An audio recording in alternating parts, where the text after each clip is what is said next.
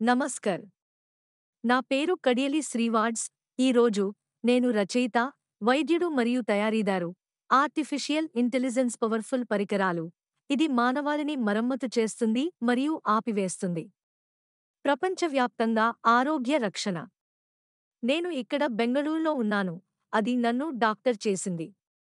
ఒక అనువర్తనాన్ని ఉత్పత్తిగా పరిచయం చేయడానికి నేను మీకు అవకాశం ఇస్తాను, కానీ బహుమతిగా జ్ఞానం, రక్షణ మరియు అధికారం యొక్క బహుమతి. స్వాతంత్ర్య దినోత్సవం సందర్భంగా కర్ణాటకలో ఉన్నవారికి బహుమతి. డాక్టర్ మాయా ఒక విప్లవం. మేము వ్యాధి గురించి ఎలా ఆలోచిస్తాము. ఇది అవును లేదా లేదు ప్రశ్నలను అడగదు. ఇది కఠినమైన పద్ధతులను అనుసరించదు.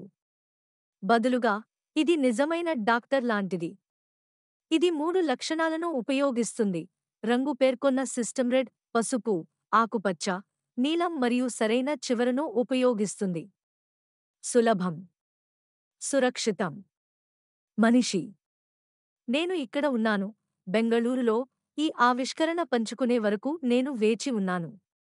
నేను ఇప్పటికే చాట్ వంటి సార్వత్రిక సైట్లతో మాయ గురించి చర్చించడం ప్రారంభించాను.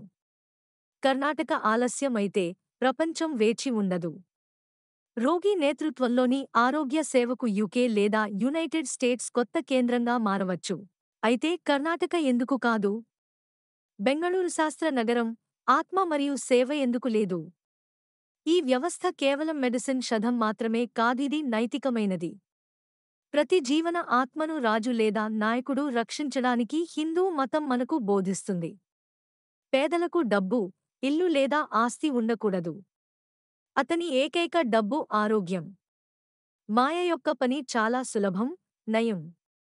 నిరోధించండి. రక్షించడానికి. ఇదే మేము విరాళం లేదా మాన్యువల్తో ఆరోగ్యకరమైన, సంతోషకరమైన దేశాన్ని సృష్టిస్తాము, కాని గౌరవం, సంరక్షణ మరియు జ్ఞానంతో. గీతలో కృష్ణుడు చెప్పినట్లు, నన్ను ప్రేమించండి కాని మీ స్వీయ కోరికను అప్పగించవద్దు. ప్రతి మనిషి స్వతంత్రంగా ఉండాలి, ఆలోచించాలి, పని చేయాలి మరియు బాధపడకుండా ఉండాలి. స్వేచ్ఛను ఖండించిన ఏ నాయకుడూ మతానికి సేవ చేయలేదు. దయచేసి నన్ను పిలిచి నాతో మాట్లాడండి. హిందూ మతం ఒక పూజారి, మతం యొక్క సంరక్షకుడు, మరియు నేను విశ్వం యొక్క చట్టాన్ని అమలు చేసే స్వేచ్ఛలో లేను, కానీ దానిని కోరుకునేవారికి మాత్రమే జ్ఞానాన్ని పంచుకోగలను.